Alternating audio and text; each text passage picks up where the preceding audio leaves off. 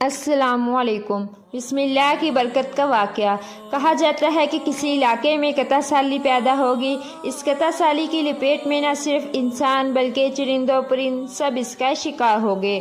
معاشی مالکان بے حد پریشان تھے۔ اسی دوران ایک مسجد کے مولوی نے جمعے کے خطبے میں نہایت یقین کے ساتھ یہ بات بتائی کہ اللہ کا نام لے کر یعنی بسم اللہ پڑھ کر دریا کو حکم دیا جائے تو وہ بھی نافرمانی نہیں کرتا۔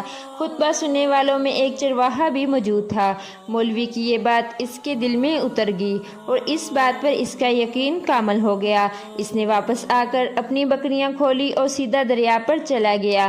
اونچی آواز سے بسم اللہ الرحمن الرحیم پڑھا اور دریا کو کہا وہ اپنی بکریاں چروانے کے لیے دوسرے پار جانا چاہتا ہے اور اسے کہا کہ مجھے اپنے اوپر سے گزرنے دے۔ یہ کہہ کر اس نے اپنی بکریوں کو لیا اور دریا پر چلتا ہوا دریا پار کر گیا۔ دریا کے دوسری طرف کا علاقہ گھاس سے بڑا ہوا، درختوں کے پتے بھی سلامت تھے کیونکہ کسی کو یہاں تک آنے کی رسائی نہیں تھی۔ اس نے خوب اچھی طرح اپنی بکریوں کو سیر کروائی اور واپس لوٹ آیا۔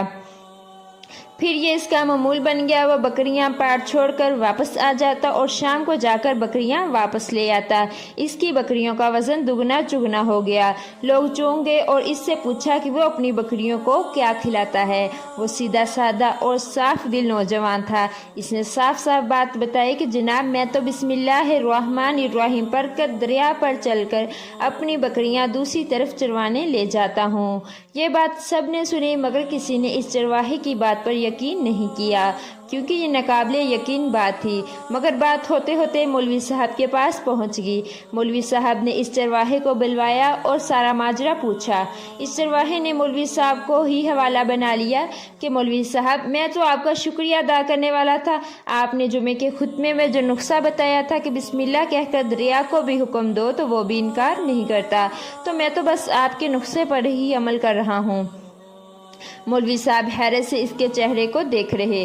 مولوی صاحب نے کہا بھائی صاحب ایسی باتیں تو ہم ہر جمعے میں کرتے ہیں، فقط ان کا مقصد لوگوں کا ایمان بنانا ہوتا ہے۔ مگر بکریوں والا ڈٹا رہا کہ میں تو بس بسم اللہ کہہ کر پانی پر چلتا ہوں اور بکریاں سمیت پانی پار چلا جاتا ہوں۔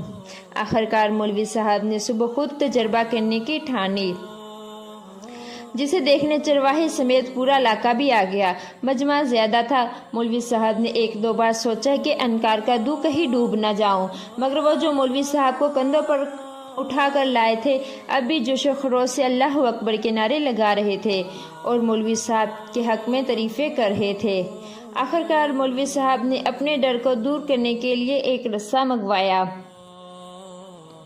پہلے اسے ایک درخت کے ساتھ باندھا، پھر اپنی کمر کے ساتھ باندھا، پھر ڈرتے ڈرتے ڈیلا ڈالا بسم اللہ پڑھا اور دریا پر چلنا شروع ہو گیا۔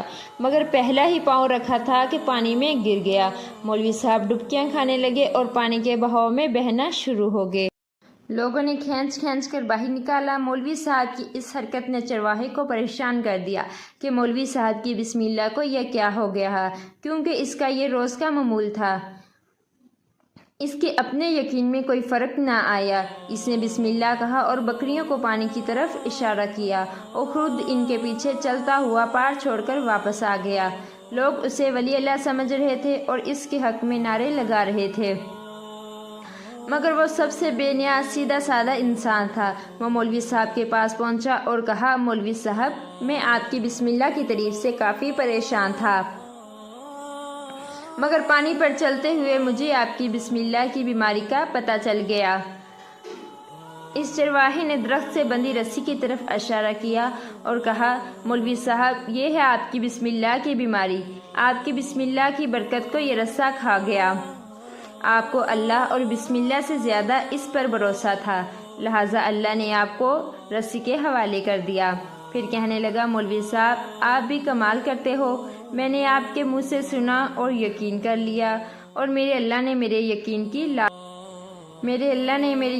کی لاج رکھ لی، مگر آپ نے اللہ کا کلام سنایا مگر یقین نہیں کیا، لہٰذا آپ کو اللہ نے رسوا کر دیا۔ محترمہ عزیز دوستو، یہی کچھ ہمارا حال ہے۔ ہماری نمازوں اور دعاؤں کا حال بھی یقین سے خالی ہے۔